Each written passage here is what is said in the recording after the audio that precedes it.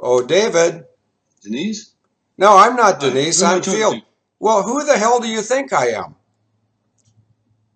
Well, you sound sort of hoarse, gruff, and frustrated, so I guess it's you. Yeah, I'm hoarse, gruff, and frustrated because who is supposed to call you at 1 p.m., me or Denise? You, but I see you're doing it through Denise's number. Well, I guess that's okay. No, it's mandatory, and if you were watching the chat room, you would have seen it develop because Skype will not allow me in, which probably indicates that somebody somewhere doesn't like what we're doing. So my words to them are, why don't you guys collectively go fuck yourselves, and David and I will kick ass. Over to you, David. Well, I sense your frustration, Phil, but I think we have got momentum and there's nothing that can stop us. We're in the. I think Winston Churchill said, we're not at the beginning of the end, we're at the end of the beginning. And over the last 48 hours, thanks to your chat with Marcy and the chat I had with Kerry Cassidy yesterday, the germ of an explosive idea that maybe in chess they would call a gambit has emerged. Do you want to hear it? Yes, but I want to tell everybody because they don't need to listen to your cheesy drivel. A gambit is a challenge or an opening move, correct? Yes. Okay, now that I've stolen your thunder to assuage my ego, go ahead, your lordship. Okay, well, a gambit, I think I told Kerry and a number of other people, maybe I've told you, that whilst I wasn't the best player in the chess team, I was the captain and I played at mid-board of a 5-member board, and the guy at the top would beat me regularly. The guy at the bottom I could beat regularly, but in the middle I used to play, and I don't think it, maybe you could call it the hawk gambit, but what I would do is avoid taking any pieces, and a less experienced player would then, their brains would freeze up because they couldn't handle complexity. And I would watch their body language to see if their gaze was distracted over on the board on the left. And I would strike on the board right. And I bet you that's something similar to that when you're in your fighter plane. Is that fair to say? Yes, it's all about, and by the way, as a courtesy to ladies or chicken shit guys, if you don't want to hear some colorful language, go out to the water cooler. Yeah, well, it goes back to if you if you're a lucid person that wishes to have a smooth road, don't try to trick fuck a trick fucker. Over to you, David. Yeah, it's very pithy. Wait a minute. Did you say pissy? No, I said pithy. I'm not a lisper. Oh, well, I I'm not a lisper either, but I used to work in the airline industry where 90% of the boys that would say cream for your coffee, they lisp. Now, David, if I seem unusual, I'm not. I'm the same old lovable me wearing my white hat that was sent to me by a lady in New York City. Oh, speaking of ladies sending me stuff, guess what came my way last night? Is that to me? Yes. Well, never mind. Let's not play guessing games. when I when I came to this, I'm going to get some coffee in a minute for my throat. When I came back here to 401 to sign out of my computer at 7 p.m., give or take 3 hours, I saw an email from a woman. And if she's in the chat room, let me just see if there's anybody in here with a first name that starts with E, because her name starts. Nope. The only first name E is a guy up in Canada. So let me see about last names with M. Nope. A woman who is from this point forward going to be referred to as Agent Echo Mike because her initials are EM. She sent me, or she sent you, me, she sent a barrage email to a lot of people at Able Danger saying, I'd like to send some money, but I don't know how.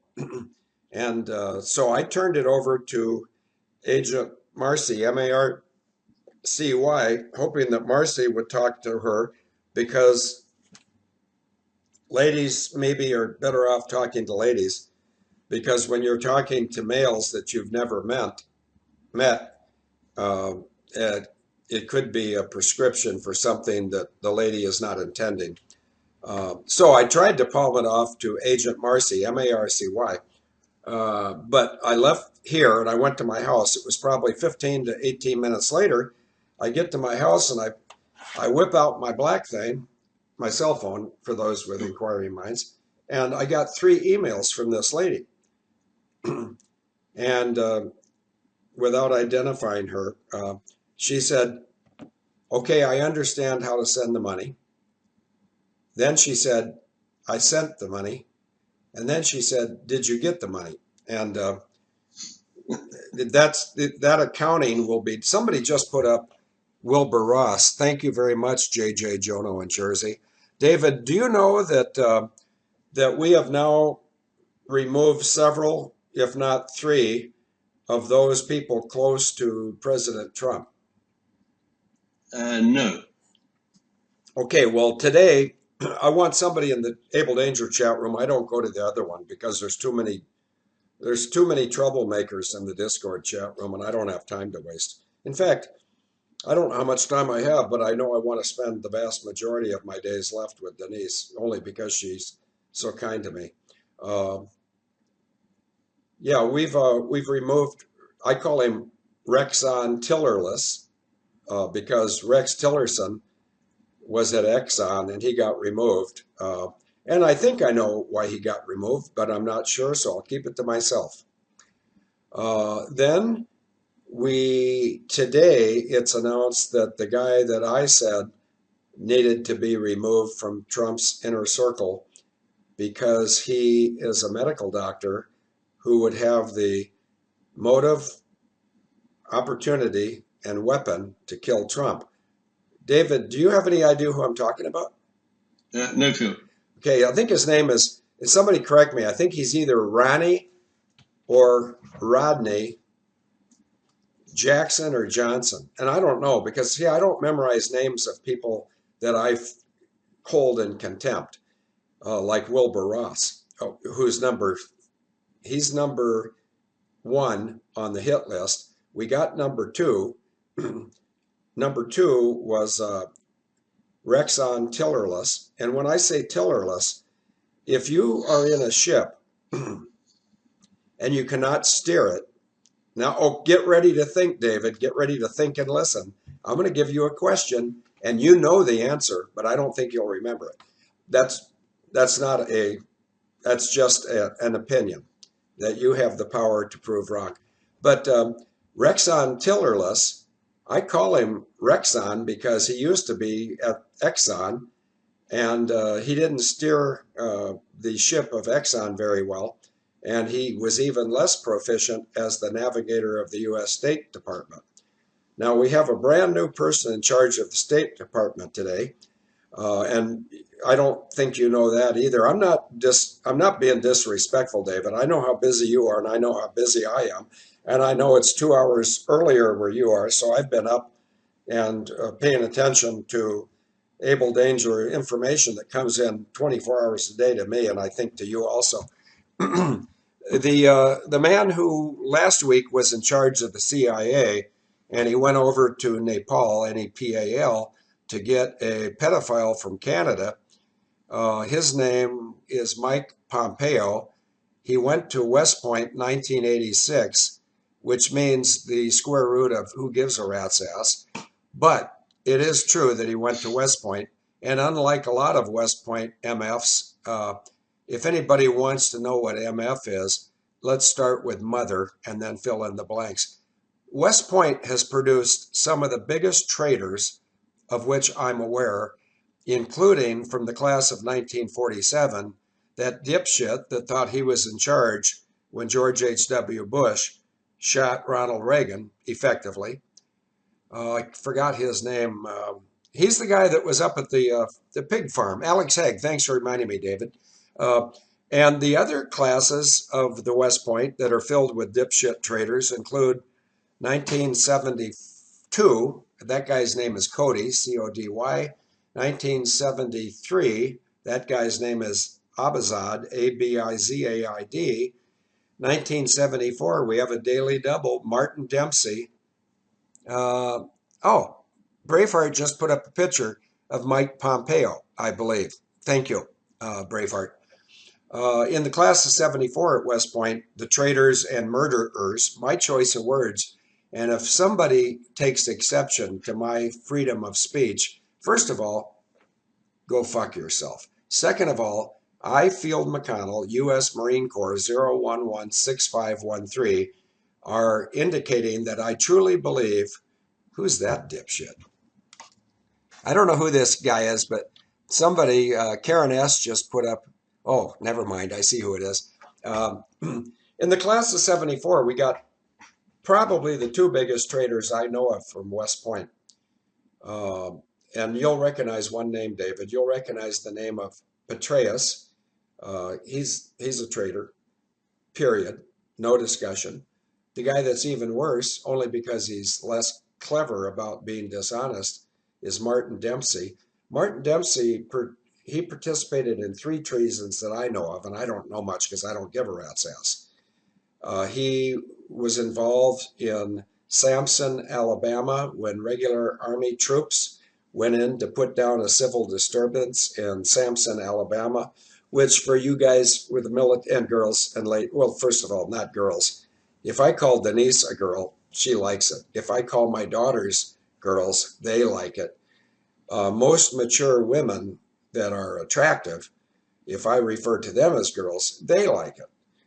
There's some stuffy people out there that if I say girl, they're offended. They think I should say lady. Well, first of all, being a female doesn't make you a lady. So enough about that. Martin Dempsey, he was in the trees. Not only did he perpetrate it, he was the brains behind it, or the tool, in Samson, Alabama. He also participated in the cover-up of the assassination of Pat Tillman. And he also was the senior military person who signed off on the murders, plural, 38 men and a dog of Extortion 17. They're from West Point 74. West Point 76 has Stanley McChrystal, who is, Stanley McChrystal, wherever you are, you rotten piece of shit. If you want to discuss your military history with me, my name is Field McConnell. My email address is fieldmcc@yahoo.com. And now I'm going to ask the world's most lethal and fast chat room to tell me where Stanley McChrystal is currently working. And I think it's on the East Coast. And I think it might be something like McChrystal Incorporated. He's one of these guys who, after the military gives him a gigantic retirement for killing enlisted men, then he goes out and he becomes a corporate jerk-off. That's not Russian. It's not Jerkov. It's Jerk space OFF. So perhaps if the jerk-off named McChrystal wishes to match wits with me, he might email me. The other guy involved in signing off on the murder of Aaron Carson Vaughn and the Extortion 17 personnel and a dog named Bart, that guy's name is Kensinger, Kensinger. I believe he was from I think his first name is Philip. I could be wrong, but his first name does start with a P, I'm almost certain, and he's from the West Point class of 1970. Those guys all participated in either the cover-up of Pat Tillman and the assassination of that individual, and or the murders of 38 men and a dog on Extortion 17. David, I'm sure you're getting antsy to say something. Let me just finish up with a general who is neither a male nor a West Point graduate. Her name is Vagina Pharisee. Oh, thank you. Somebody just put up Stanley McChrystal's stuff. Gobanks did. Thank you very much. Let's see. I don't, oh, he's a, yeah, I don't see what his current employment is, but somebody will put it up there because it's known. I've seen it. Oh, and I'm correct. Lieutenant General Philip Kensinger called responsible and pet. Yeah, well, let me point out something, what they mean by responsible. and I haven't read it. The reason he is the least senior of all those generals is because if you're deemed to be responsible in the United States military, then you're a threat to the military-industrial complex. And David, I'm going to give it to you right away as soon as I make a statement that it will either make you nervous or proud. And by the way, the song "Proud" was sung by Johnny Crawford, who was the little boy that was the sidekick to his father, whose name was Luke somebody, in the TV show. Was it called The Rifleman? I think it was. The chat room will. But anyway, I know how the song goes. It goes like this. We had a quarrel the other day, and I just let you walk away because I was proud, so proud and strong, but I was much too proud to see I was wrong. First of all, David, I'm going to apologize to Denise. Denise, if I've ever done anything wrong, I apologize. And David, I may be judged as being too wrong in my recently concluded soliloquy. I did teach you what soliloquy meant, didn't I, David? Yeah, but I think you had to break it up into several syllables, but finally you transferred. Okay, well, you tell me how to pronounce aluminum, and I'll pass the wand to you. Well, the proper British way is aluminium. Yes, that's good enough. Over to you. Okay, so the gambit. I've been talking with Webster and various other parties. Spent less time talking with you because we've all been so busy recently about what I'm envisioning as the AD or Abel Danger IP Holdings Limited gambit that is going to destroy the bad guys. And the idea would be that we would assemble all the intellectual property that we've variously contributed over the past years into a holding company called Abel Danger Intellectual Property Holdings Limited, probably or preferably set up in New South Wales and Australia. We can cover that at a later time. And then launch a first pilot system, which would be a community-based, crowd-funded film or movie, tentatively titled Pig Farm Ammo. Any idea why that might ring a bell up here in the downtown east side? Well, first of all, did you say Pigtown something? No, I said Pig Farm Ammo. Yeah, Pig Farm Ammo. Yeah, do you remember the name Laurie Shanner? Yeah, there's a picture in the chat room. Does that look like a female or a male? She's had a sex change. Are you serious? Yep. So she had an addictomy? A subtractedectomy. Oh, no, wait a moment. No, you got to add addictomy, haven't you? Well, did she go from being a girl to being a boy? Yeah, she's a boy. She wasn't, when she was the leader of the missing women group at the Vancouver Police Department, her name then was Laurie Shenher. Yep. And in her words, she was surrounded by male chauvinistic pigs, right? Yep. And so she got disenchanted, if that's the right word. She quit in 2000, having written, I believe, a manuscript of about 258 pages of her interactions with the prostitutes in the downtown east side would ultimately be abducted and murdered in public out to the pig farm. And I think she was a principal player in those abductions, right? Anyway, she got a gig, quite an interesting gig, after leaving the Vancouver Police Department on the grounds that she was surrounded by male piggeries or chauvinistic pigs who didn't give her the respect that she thought. But do you remember, and I'm testing your memory, what gig she got after quitting the Vancouver Police? Over to you. Yeah, I think she was Hillary Clinton's director of hygiene. No, she was a scriptwriter for Da Vinci's Inquest. That's what I meant to say. When I said I think she was director of hygiene for Hillary Clinton, what I meant to say, she wrote a script for whoever that was you just mentioned. Yeah, Da Vinci's Inquest, and specifically for 2 or 3 episodes associated with the missing women. Now, Well, isn't that interesting, Phil? it's not interesting to me, but it might be interesting to people who are listening with a critical ear, left ear or right ear, because you and I have been doing this for 11 and a half years, and nothing shocks us and nothing surprises us. But I don't like to do ad hominem attacks. You do know what ad hominem means, don't you, Yeah, David? but in this case, it would be an ad feminem attack. Well, that's what I'm saying. If somebody is a female and she doesn't cause heterosexual males to get an erection, then she thinks it's because they're a bunch of dipshits. No, it's not. It's because they've got some sensory glands, eyes, hands, nose, ears, and my phone just went off again. But yeah, just because you can't attract a heterosexual male doesn't mean that a world full of heterosexual males, which just off the top of my head would be about 3.3 billion people in all colors and sizes. Pick one. How about a big black guy? How about a big white guy? How about a stealthy, quiet Indian?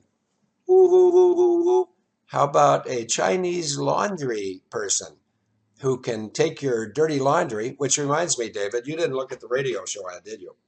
Yes, I did. Oh, you can't you agree with me once this week? No, I've got things to do, and we're running out of time, Phil. Oh, no, we're not. We have all the time in the world. We have eternity. God promised it. But go ahead. Okay, so why do I refer to this potential movie as Pig Farm Ammo? And here comes the gambit, which I think is unstoppable, right?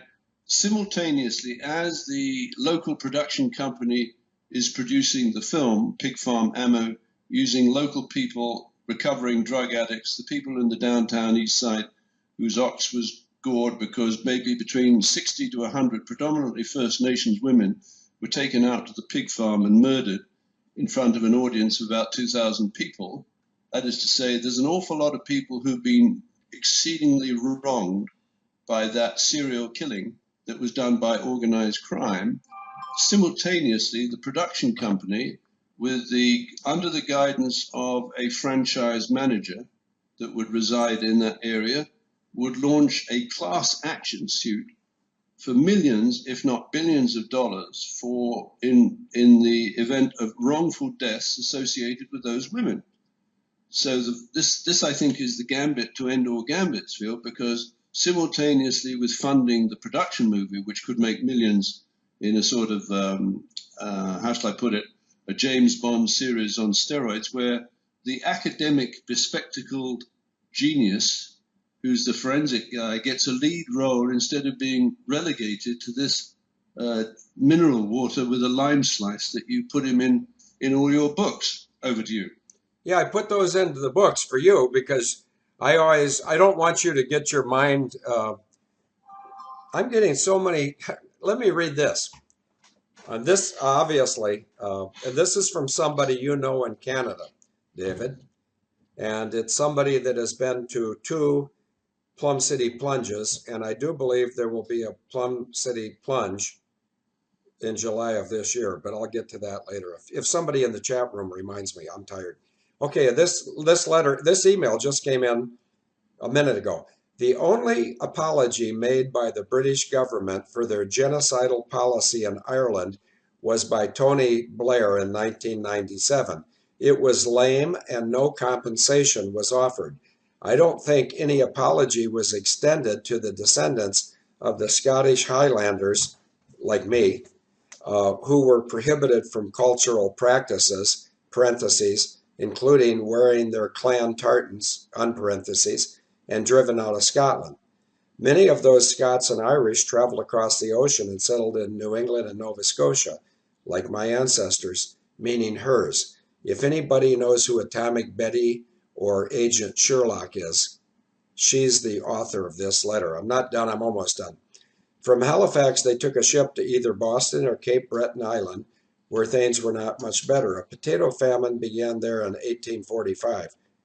Actually, it's called a potato famine, and it went from 45 to 52, but it was actually the Irish genocide.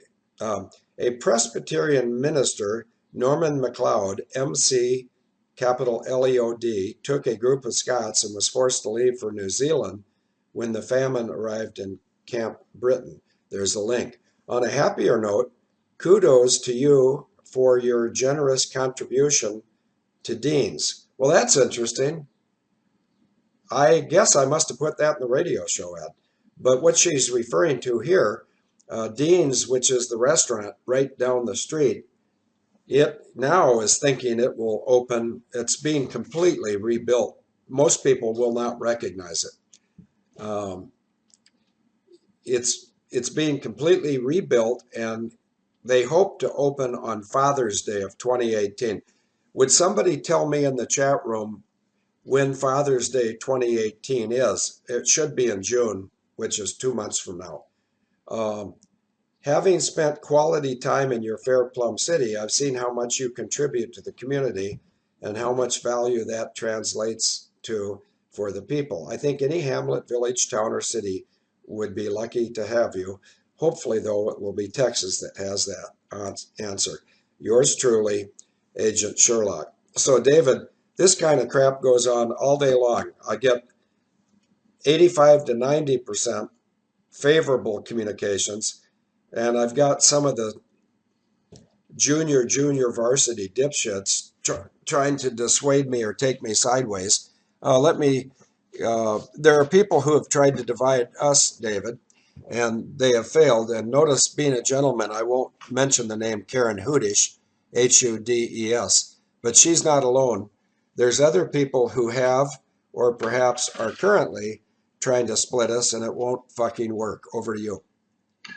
Yeah, right, Field. So the idea of the ADIP, Able Danger Intellectual Property Gambit, is that we finesse the shareholders of Serco, including the 10 global custodians with $80 trillion of assets under management, the 3 countries, including the United Kingdom, Saudi Arabia, and Singapore, the 2 intellectually elite but morally bankrupt pension funds, namely TIAA and the University Superannuation Scheme in the United Kingdom, the one state of the Union being California, and various other ne'er-do-wells, into a gambit where they are bound to lose.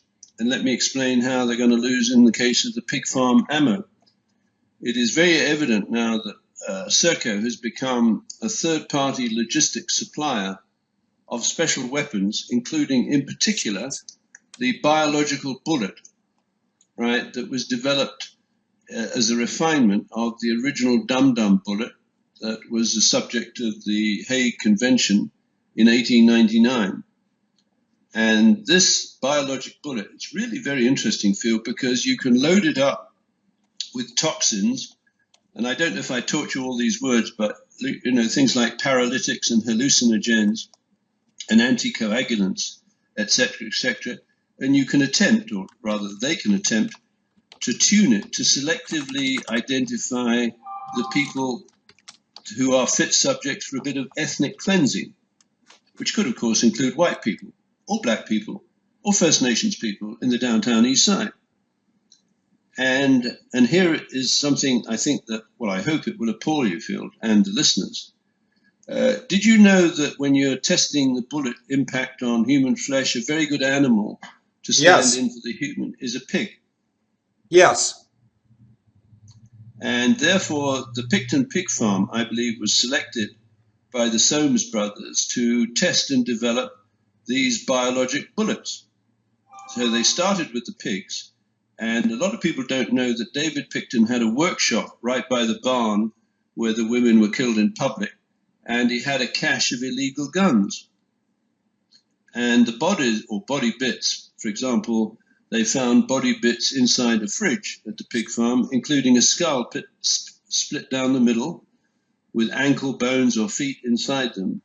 And what was happening is, I believe, eventually the pigs gave way in this development of the biologic bullet to prostitutes abducted from the downtown East Side. So they would call up around or invite up to 2,000 guests, and some of these guests would be flown in on your sister's bloody airline called Conair, which is short for the United States Justice, Prisoner and Alien Transportation System. And remember that your sister developed a prisoner medical services program, right? Yeah, that means she wants to kill people. Well, it does. It also means that the up to 1 million prisoners that passed through her hands, so to speak, in the 90s, many of them could have been subjected to being administered with, I believe they called it BZ gas or buzz gas, to induce super hallucinogenic visions that might turn these people into psychopathic killers out at the pig farm.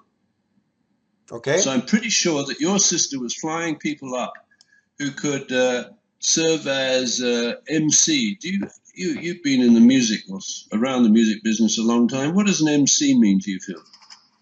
It means that I'm getting a phone call, and David, let me answer this phone call. I know who it's from, and believe me, this is good. Hang on, David. Can I put you on speakerphone if I don't identify you? Oh, I know who I'm talking to. I know everything, but can you address the crowd right now spontaneously with your comment about Serco? And I will not identify who you are unless you want to identify yourself. Oh, hang on. You're not on speaker. Hang on, David. I'm going to put on one of our Abel Danger agents, and I'm not going to tell you who he is, but I think he's going to tell you right away. Be calm, David. Go ahead, Mister. You know who? My name is James Longdale, Agent Webster. I don't care who the fuck anyone knows that I am. Yep. I protect, not a problem. Don't worry about me. And I just want to say that I think David's idea is a winner. And I think it's an incredible idea, and we should go for it. Able Danger should be 100% behind this idea because it's going to weaponize every Able Danger agent out there. Okay. It's finally going to be back the enemy on its own terms and beat them because they cannot survive in the light of the truth. They just cannot. Okay. That's my opinion. Well, only my opinion. I like your opinion, but while I know you're probably listening to the radio show, and I'll bring David up to date. He knows who you are since you've talked recently. But I just found out today that a landmark in Plum City, population 590, which was yeah, you've been there, but guess what? They're pouring. I don't know. I bet you they're pouring more than 200,000 into that building. And there's people in the chat room that understand what Dean's used to be, but it's going to be new. And I've been there. I love that place. I can't wait to be there. Father's Day, June 17th, 2018. I'm coming with my wife. okay, well, I'll tell you what. Now, I'm just hearing this for the first time, but I'm trying to hide your phone because I don't want people to see your phone number that ends in 7392. My phone number. Oh, I don't give a shit. My phone number is 715-307-8222. And if any of you pussies from West Point have an issue with me, bring your faggoty asses over here to Plum City and let's solve who's in charge of this. Back to you, James. Plum City, baby. Plum City. Yeah. Well, I think that we're in agreement that if you and your wife are available on June 17th, and if Denise is back, then we will certainly go to Dean's and be four of their first customers. Well, it would be an honor. I met that woman.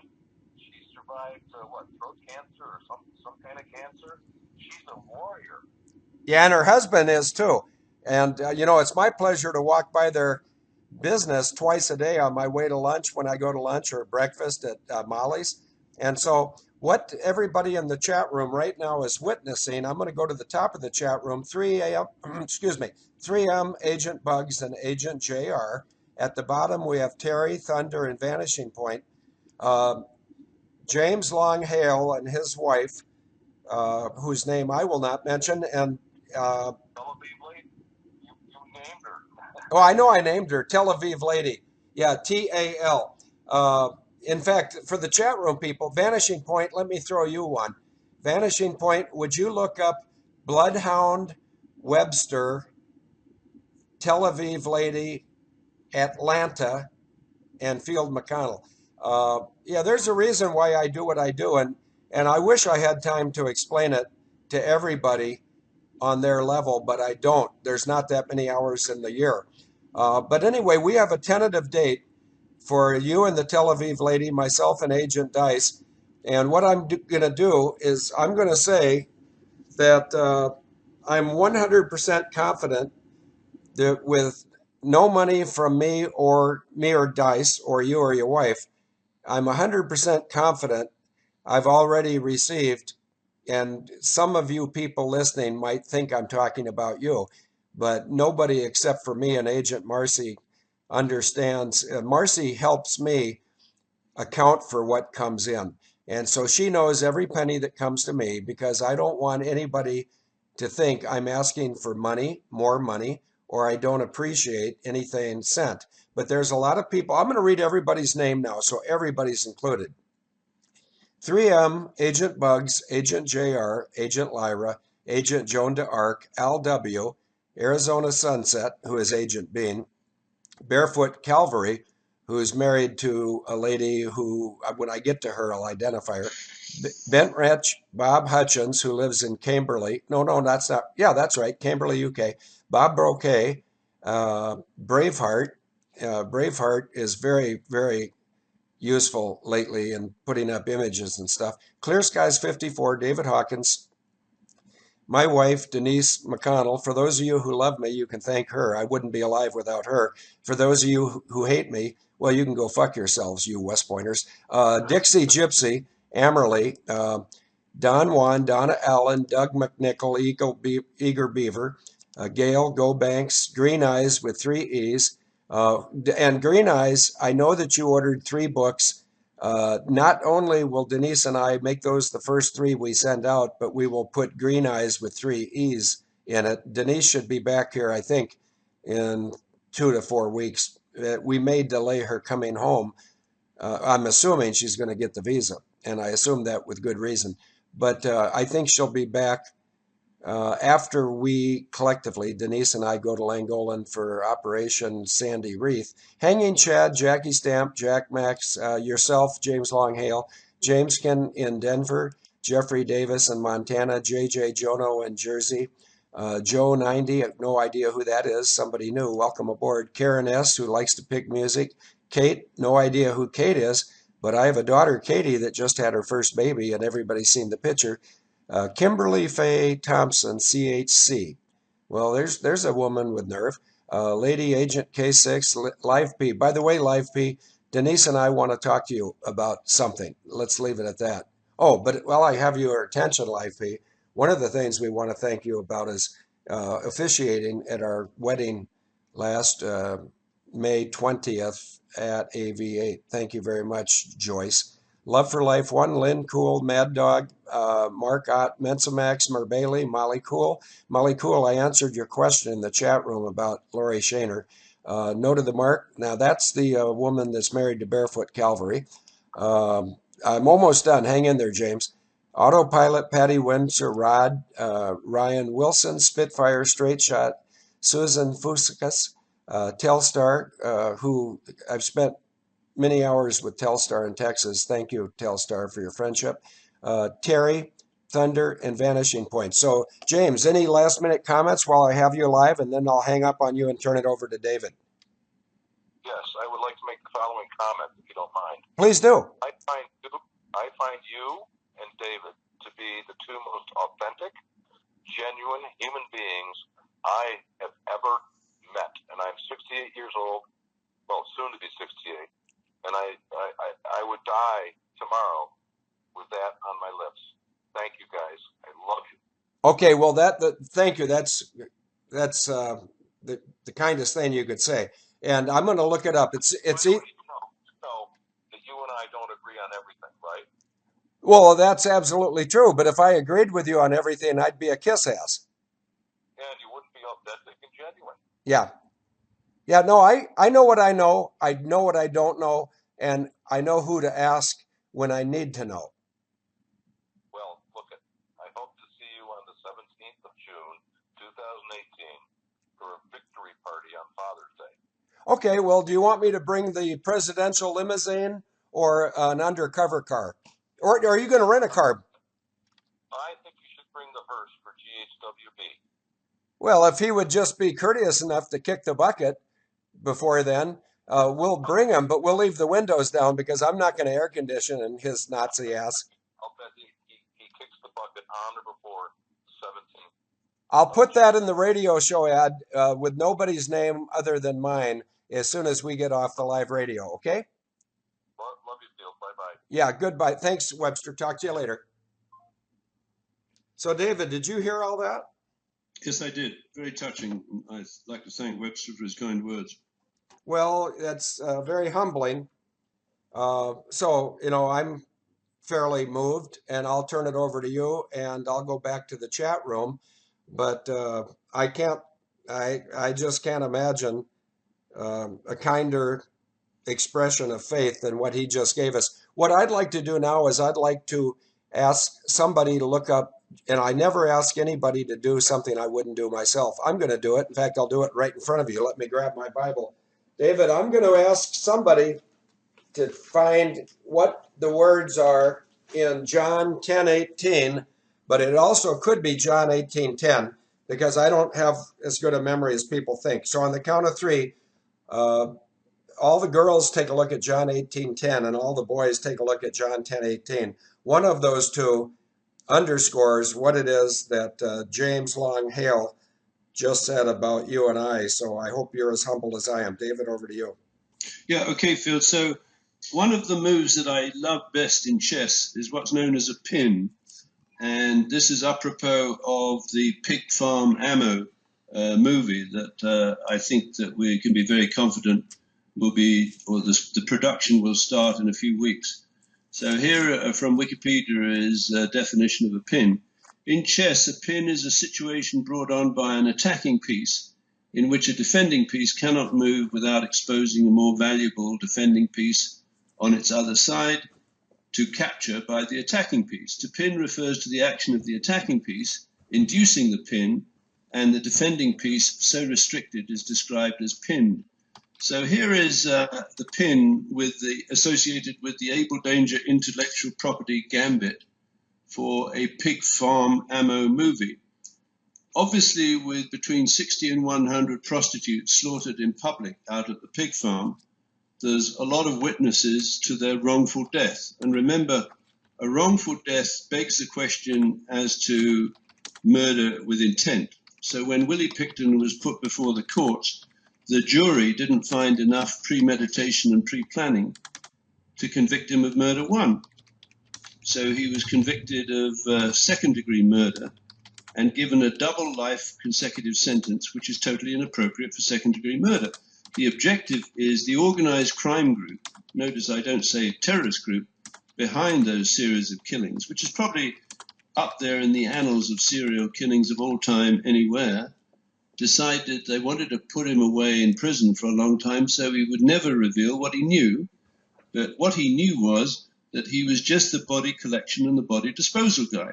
So he'd pick up the women from the downtown east side and take them out to what are loosely described as raves, where, in my opinion, we will be able to prove in the class action suit that the victims were shot with biologic bullets as part of a development program driven by Serco, the British company, to develop a third-party logistics supply chain for ammunition that could one day be turned into an insurrection to overthrow the government of the United States. Now, people would say, well, what the hell has Serco got to do with ammunition?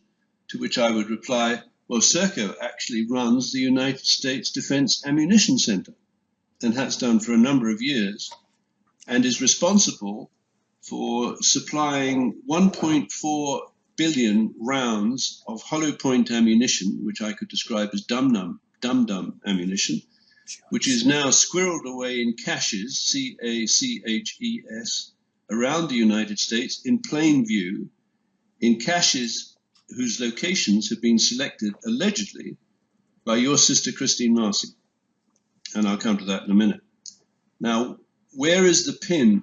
Well, the pin is interesting because I think most people would say, oh, we daren't touch this, it's too dangerous. So let's say the producer of the Pig Farm Ammo movie in the downtown east side, using reformed drug addicts as actors and extras and paying them extremely good money.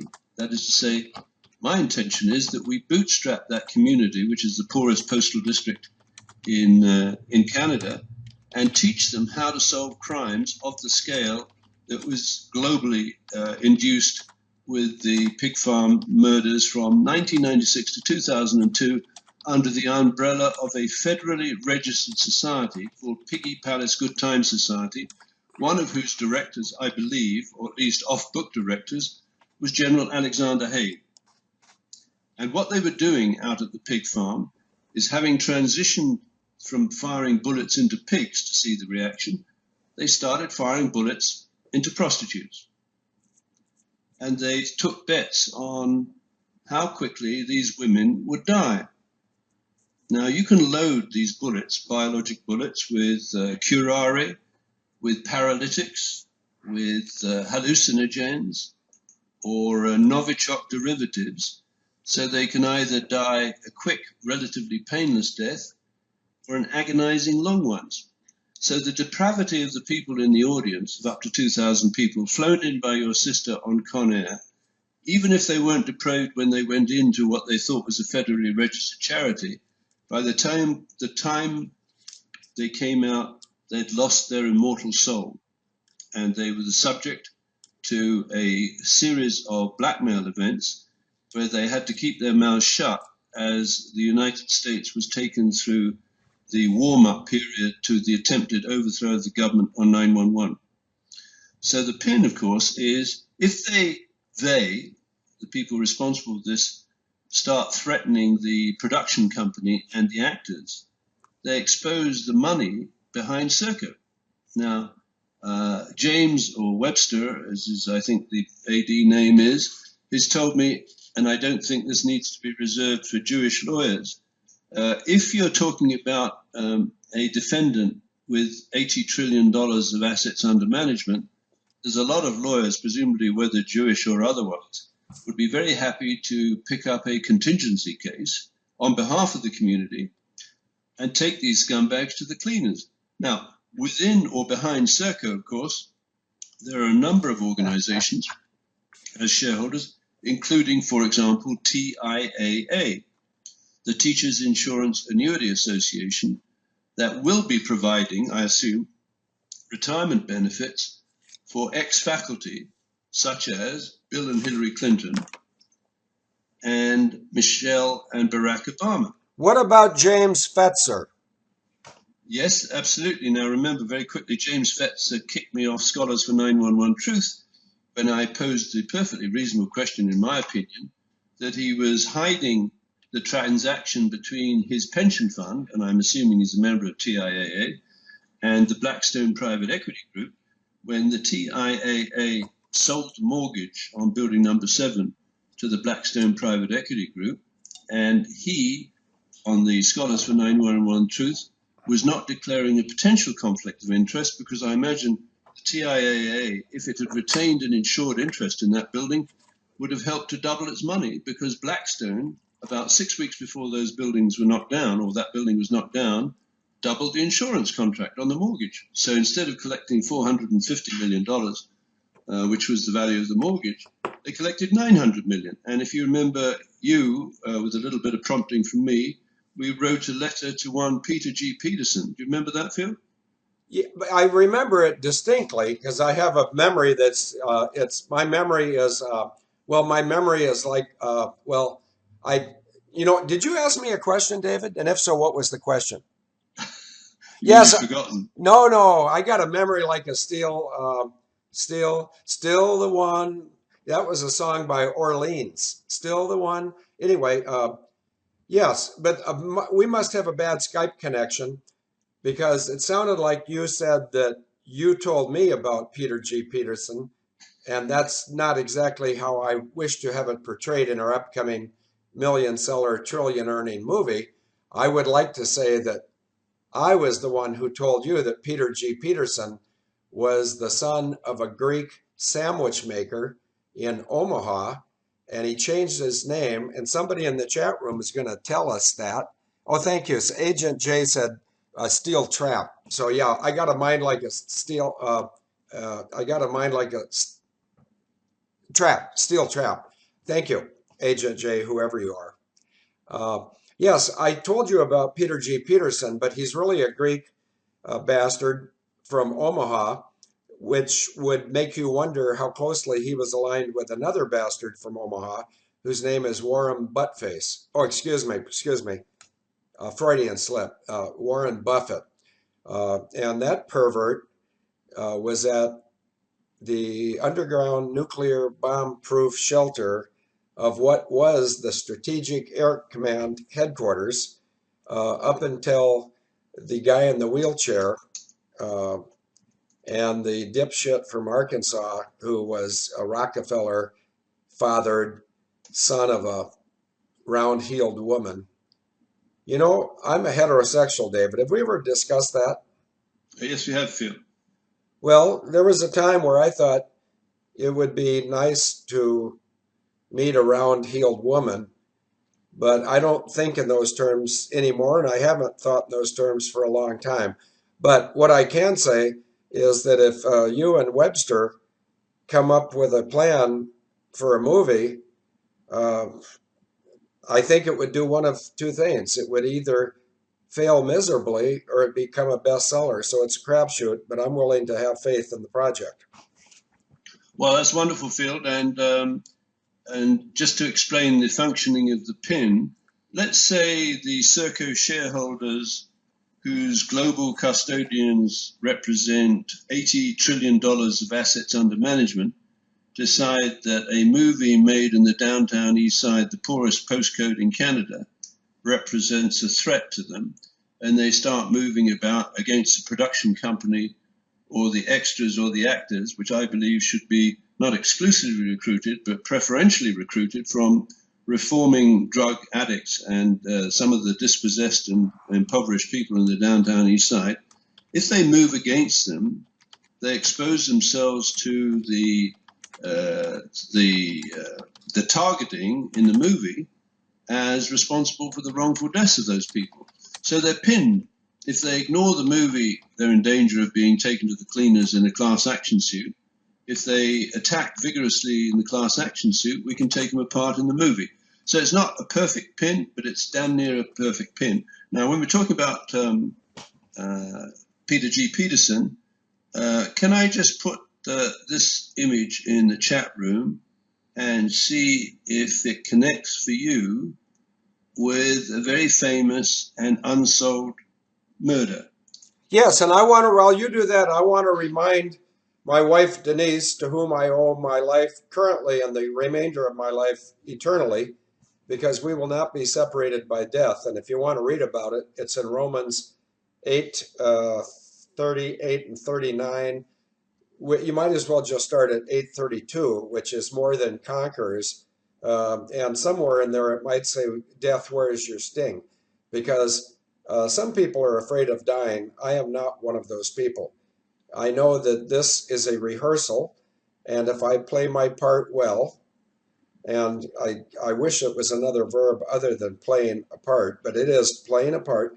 If I do what God has asked me to do, and he asked me to do it at 3:35 p.m. on Monday, the 4th of December of 2006, in response to a very short and heartfelt prayer, God asked me to expose evil. And guess what? God has never said, slow down, speed up, turn left, turn right.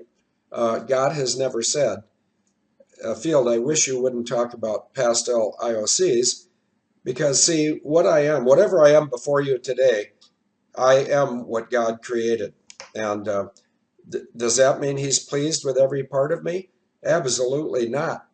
But when I have inappropriate thoughts, if I just think the name Jesus, the inappropriate thoughts fly out of my head, maybe through my ears, maybe through my nostrils, but I'm a willing slave to him, and I'm an unwilling slave to the corporation of the United States of America, to Serco, to the Senior Executive Service, to the monarch of the United Kingdom. David, did you know that the monarch, which is Queen Elizabeth II, has been put on notice with a a legal maneuver that has not been seen in the last 800 years?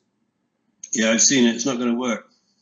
Well, I wish you would let what's going to work and what's not going to work to God, because he's in charge, not me or you. But go ahead. Are you back from where you went? Yeah, I am, and I'm talking about pins and Peter G. Peterson. And I noticed James puts Peter J. Peterson is Illuminati. Well, Peter J. Peterson, or Peter G. Peterson, is now dead, so he may have been Illuminati. But my point is, I'm alleging, and I think collectively Abel Danger is alleging, and the guy can come back from the grave and sue us for libel if you wish, that he beat Valerie Percy to death with that tripod. And I've got a very nice picture on the chat room where you can see that the legs of the tripod terminate with dagger-like feet. And the boss, and there's a plan view of the boss, it's a sort of triangular shape. And with the autopsy of Valerie Percy's body, it said that she's got triangular dents in her skull and multiple stab wounds in her belly and her breast. And that would be consistent with the guy in the room, her bedroom, beating her to death. And very interestingly, at that time, Peter G. Peterson was chairman of Bell and Howell. So he would have had access to these weapons. And that's my point about the Abel Danger approach. You can throw the motive under the bus, if you will, because until you've determined the how of the crime, you can't possibly determine who had custody of the weapons needed to execute the crime with a particular signature. And as far as motive is concerned, we can leave that to the jury. But more interestingly, in the case of a civil action for wrongful death, it's a preponderance of evidence or a balance of probabilities where the defendant is actually accused of anything ranging from negligence, recklessness, willfulness, or fraud. So instead of going for murder one, which is what they're doing for that poor Nicholas Cruz, and of course it's absolutely absurd. The guy who shot up that Florida school, if you look at his arrest in, his appearance in court in his jumpsuit, he's got eyes like saucers. So Field, my point is they should check down the supply chain or check up the supply chain for the drugs that were being administered to this guy, and also the transportation system that was used to get him to the crime scene, because someone called up an Uber taxi. And this is consistent with my portrayal of Serco as a third-party logistics provider of special weapons, including, in particular, these biological bullets. Now, do you remember that there was a Ryder truck hired for the bombing of the World Trade Center in 1993? There was a Ryder truck hired for the bombing of the Murrah building, where these scumbags actually put a bomb underneath the daycare center. And as I say to people, they don't care whether you're black or white or Hindu or Muslim or whatever. They basically want to demonstrate the powerlessness of the government, and the people employed or deployed to keep you safe, and move the world, in the words of David Rockefeller, towards a supranational government of world bankers and an intellectual elite. And I think I'm going to use your words, Phil, and they can kiss my ass. Over to you. No, let me correct you. Those were not my words.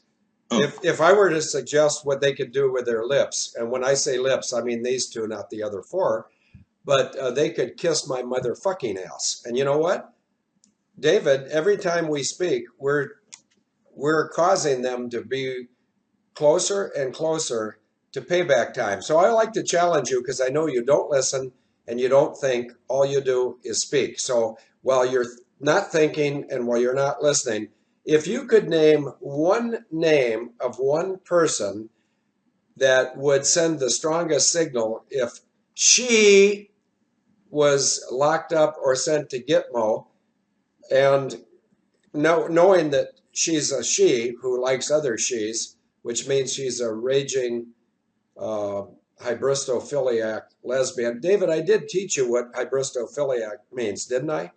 Yes, you did, Phil. It's a hydro or hybro or whatever it was. It's something connected to a water tap. No, that's hydraulic. But anyway, which name of which female in the United States would basically cause little piss ants like G.H.W. Bush and Lumpjaw McCain, if one woman was incarcerated, say by Father's Day, oh no, let's move it up. Let's move it up to May 11th. Now, I'd love for people to try to guess why I just selected May 11th. And by the end of the show, even if David's not here, I'll tell people why I favor May 11th.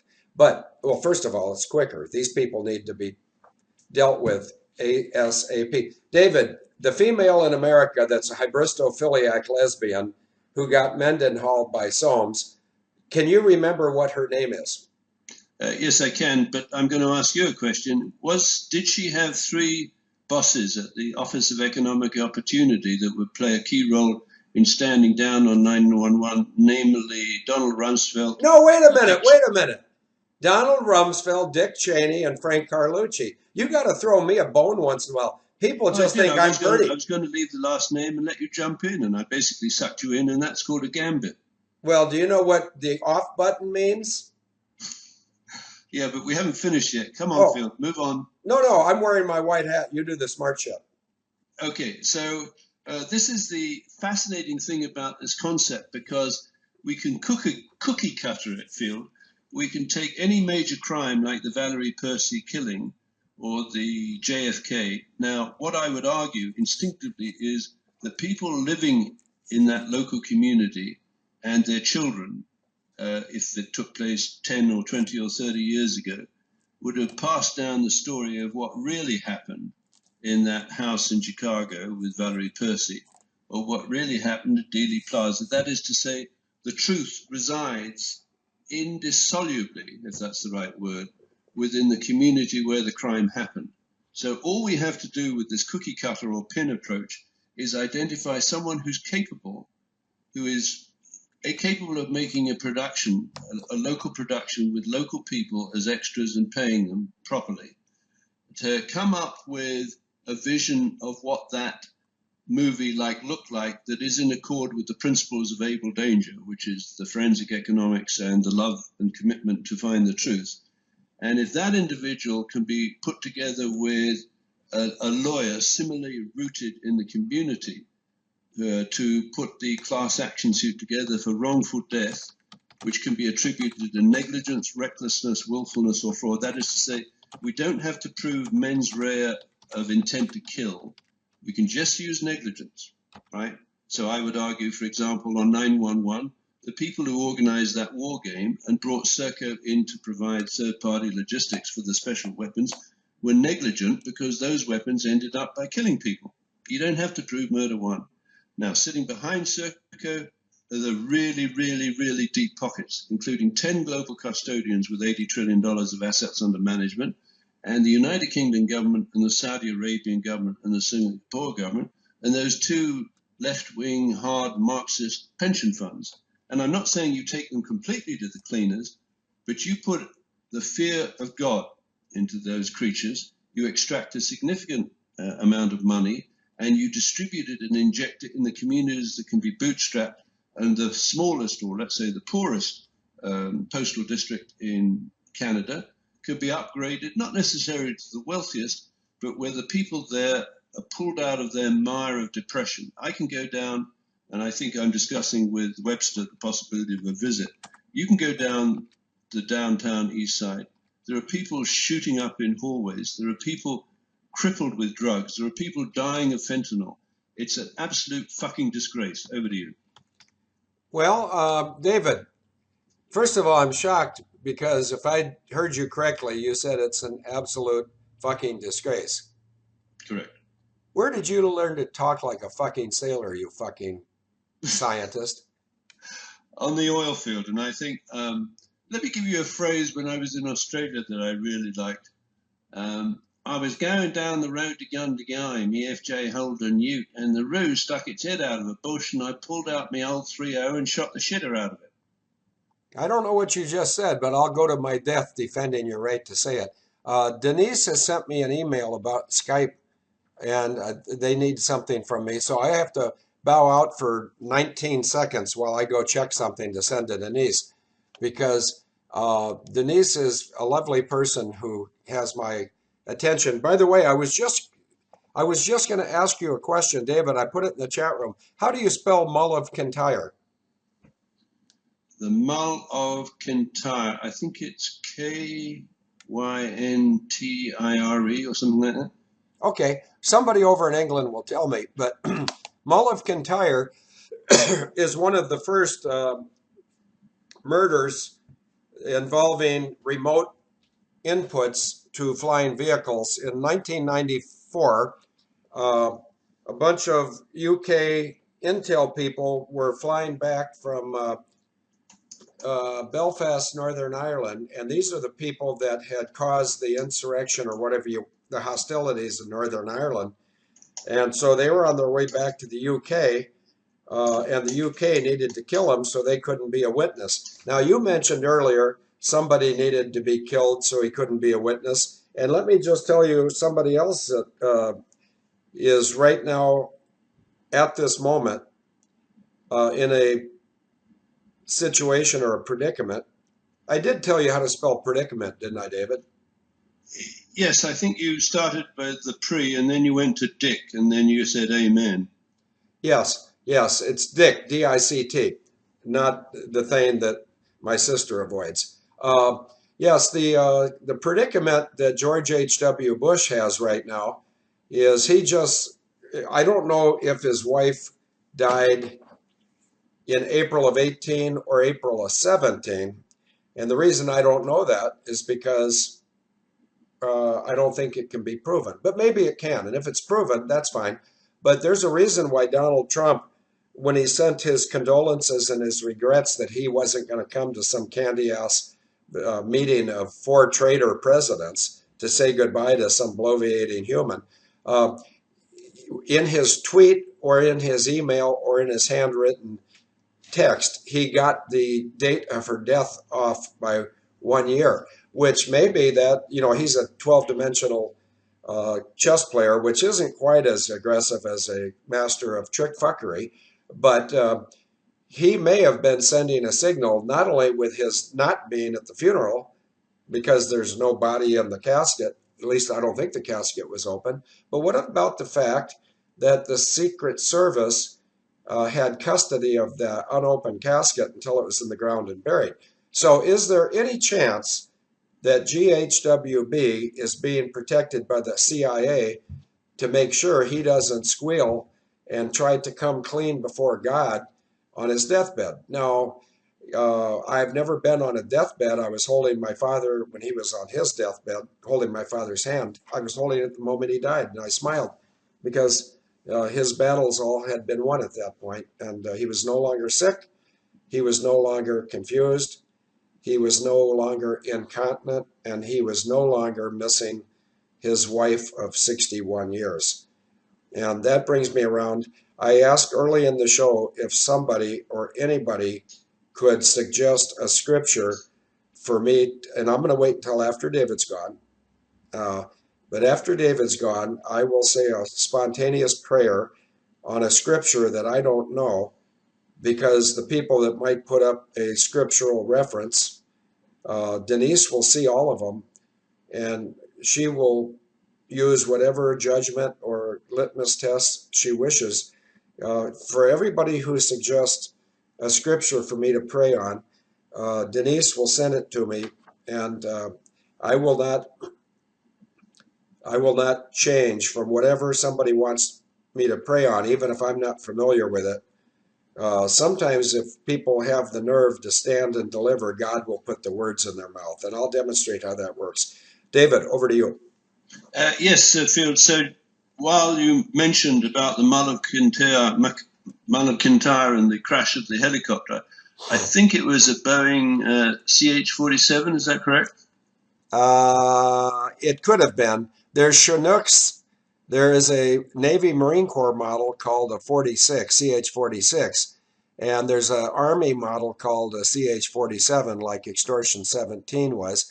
And I can't remember if it was Royal Army, Air Force, or Navy, but it was probably a CH-47, just to speed this up. Over to you.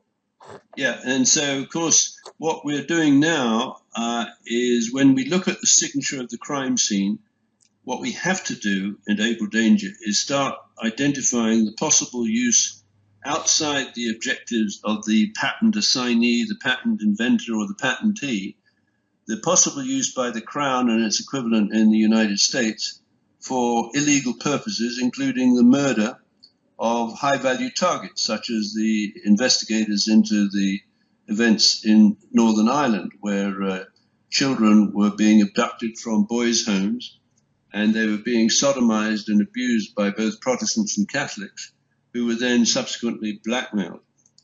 And I think as a general rule, even in the prison community, and your sister would know that very well, if someone perceived to be a pedophile or even suspected of being a pedophile is put in with a group of heterosexuals, they're liable to get killed, because most prisoners, particularly ones with family on the outside, are exceedingly angry at the thought that someone on the outside is taking advantage of the separation from their children to abuse those children. And that's very consistent with your sister when she created the database in 1984 for the National Center for Missing and Exploited Children. This woman really does understand how to push the levers of sex, fear, greed, and power. She's unequaled, I think, in the history of the United States. But just let me read you the first few lines of the Intervention Flight Management System, which came out of the Boeing company with a priority date of 1986, which is what, 30 years ago? That means to say Boeing was very attentive to the possibility of taking control of a plane or a flying vehicle such as a helicopter through air traffic control. And we should always remember that Serco is the world's largest air traffic controller and is the preferred supplier of command, control, communications, computers, intelligence, surveillance, and reconnaissance system to the Boeing company, whose headquarters in Chicago, I believe, housed the Boeing Phantom Works war room for the 9/11 attack. Here's the first couple of sentences of the Intervention Flight Management System patent. An intervention flight management system, IFMS, that allows a pilot to intervene in the operation of a pre-programmed flight management computer and change the speed and or flight path of an airplane in response to air traffic control instructions is disclosed. Now, you could change the order of that sentence so it would read an intervention flight management system that allows air traffic controllers to intervene in the operation of a pre-programmed flight management system and change the speed and or flight of an airplane in response to inputs from the pilot. That is to say, the technology doesn't care where it's jumping in between the computer and the human pilot. That's exactly what happened to your college classmate, Captain Chick Burlingham, on 9/11. So this technology, it's older than 30 years, but certainly we should understand that Boeing was capable of doing these hijackings, and not one, as far as I'm aware, Boeing director was ever interviewed after 9/11 to say what the hell was going on with your planes, right? And that was intentional, courtesy of Robert Mueller, the director of the FBI. We should also remember that Dr. Pamela Drew began working with Boeing Phantom Works in 1996, and she was still with Boeing Phantom Works right through 9/11. And she has the technical expertise, having been associate professor of computer science at the Science College of Science University of Hong Kong from 92 to 96, where I'm very confident, Phil, she became an agent for the Communist Chinese. Over to you. Yeah, I just sent a private message to my wife, Denise Irene Clark McConnell, regarding the scriptures, because I see some very good scripture suggestions coming in. So, yes, I would say that what you said about Boeing directors not being totally open, that's great. I agree with you. How many people do you know, David, that have written to the Boeing CEO and said, I'll give up $1.5 million of income gladly if you don't tell me that the Boeing airplanes that Northwest Airlines wants me to fly are safe? Do you remember any human that ever said that? Yeah, that's you, Phil. Yeah, well, fuck these guys. I mean, do they think I'm screwing around? Just because they're a bunch of taffy whackers doesn't mean Marines are. Marines like to drink beer. But before they drink beer, they have to go out and kill the enemy. I don't think Boeing is necessarily the enemy. I think it's someone or some group of people, not the board of directors, that have put Boeing in this position. It's like I've played a lot of cards, you know, like poker, and you got to sort of have a poker face. I'm going to demonstrate, David. I know you're not looking at me, but I just put on my poker face, and I didn't put on my wise ass face or anything else. You got to know when to hold them, know when to fold them, and know when you're trick fucked by a real evil bastard trick fucker who is the meanest motherfucker in the valley. David, over to you. Yeah, and you just mentioned about Boeing directors, but we're talking about an infiltration process where people who might start out vaguely ethical and principled get trapped into, let's say, a session at the pig farm where they're filmed betting on the length of time it takes for a prostitute, having been shot with a biologic bullet, to die in agony, right? Now, of those 2,000 people that used to fly up or get bussed in or shipped in to the pig farm for those raves on a Friday night, we know that would be up to 2,000 people at the raves, and the raves took place between 1996 and 2002 under the umbrella of the Canadian government, and included in those would be people, I believe, like General Alexander Haig, and quite possibly one John Shalikashvili. Now, it's very important to remember who was the father of John Shalikashvili. It was Dmitry Shalikashvili, who was a Waffen-SS major, a brutal scumbag, who lied about his past, helped under Operation Paperclip, came into the United States, settled down in Illinois, where this guy, John Shalikashvili, would basically weasel his way up the system, apparently a great admirer of his Waffen-SS father, and eventually become chairman of the Joint Chiefs of Staff. And he was sent by the treasonous Bill Clinton to China to give a presentation to the People's Liberation Army University in Beijing in 1997, and a transcript of that speech given by Shalikashvili shows that at the end of the speech he said, "My president has instructed me to leave behind details of all America's weapons program. So, America, you might very well learn to appreciate," and I certainly believe it doesn't turn into a genocidal tragedy, that the Chinese now have details of all of your weapons programs, and they're polishing them all the time, and they're certainly in a presentation in preparation for World War III. So let's take some of these 18 intelligence agencies, shut them down, my opinion, entirely, focus on one as far as external intelligence is concerned. I think it should be the Marine Corps intelligence activity. What are your thoughts, Field? Over to you. I think it should be Abel Danger, because the Marine Corps had some bad guys too. I'm holding up something now. This isn't for gobsmack. I'm holding up this shirt, and I can't believe what Craig Peterson has done for us. He's created an online store where we have a lot of Abel Danger items that are produced on demand. But I'm going to address your Chinese thing, and I'm going to. You claim to have some fluency in mathematics, right, David? Well, the particular deductive computing machine, probably. Well, that doesn't mean anything to anybody here. Do you claim to be good at math? Applied maths, yes. Okay, apply this. What was done in 1995 doesn't mean jack shit today, because the intelligence communities and the technological communities in China and the US and Russia, the UK doesn't have any anymore, I don't think. I think they've gotten rid of all their industry except for fear, tourism, and insurance. But I'm gonna point out something that I believe to be 100% accurate, and if I'm wrong, I'm wrong. But whatever Shalikashvili and Clinton might have colluded in doing 23 years ago has very little to do with the balance of power today for some very unpredictable reasons. Number one, David, do you know the status of the Chinese, the newest aircraft carrier or only aircraft carrier? Do you know what the status of that aircraft carrier is today? Operational? No, obsolete. Here, let me tell you, this, I'm showing this, let me put my hat on, Gobsmack. Gobsmack's going to take an official photo for me right now. And I'm going to try to look serious, and I'm going to try not to look like somebody who has just had their way with the entire collection of pedophile abusers in the world, but I have, and you have, David.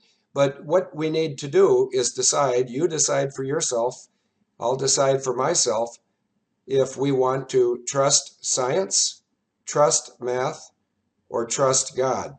And I can tell you, this is not me speaking of my own. I can tell you, everyone listening, if you turn to the middle of your Bible, it is written in Psalm 118:8, the answer to the question I just asked. And I guess I'll ask it to everybody in the chat room. Hey, thanks for putting up that picture, Mensamax. Mensamax just put a picture of Craig Peterson and myself up, and I'm hoping that Gobsmack has gotten my official photo. David, I got to be quiet for a minute while I pose.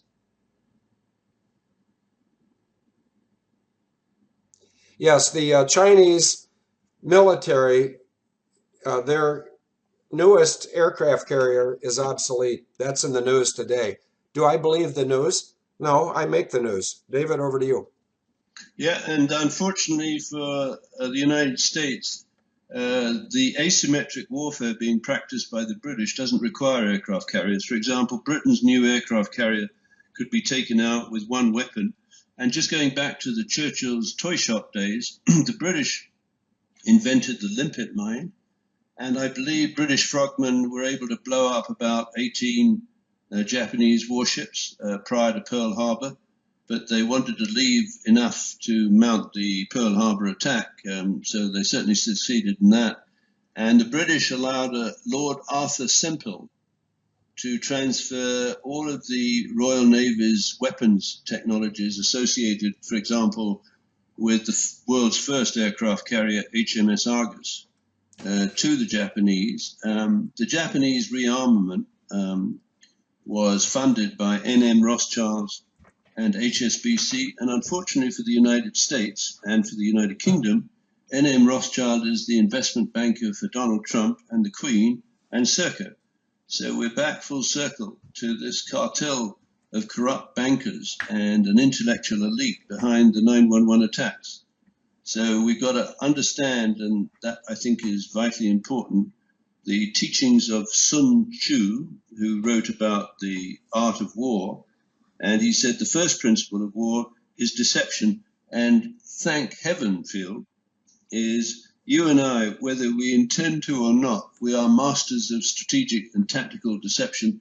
And I won't say whose strength lies particularly, but across that spectrum, we cover the whole lot. Over to you.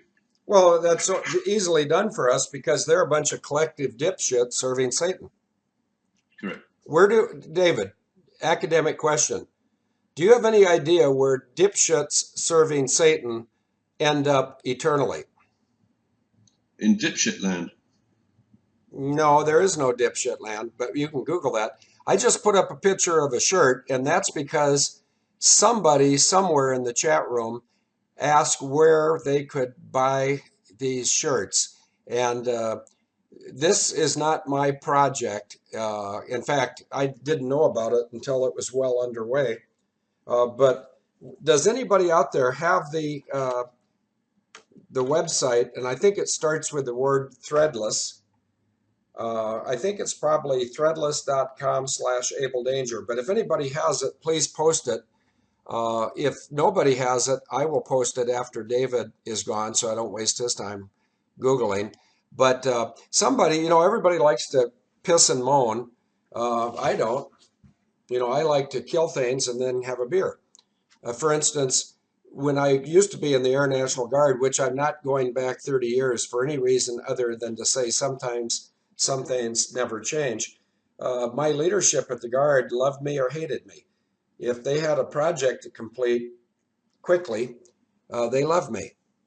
If it was a mamby-pamby another day at the office and I was walking around looking like a dipshit, they hated me.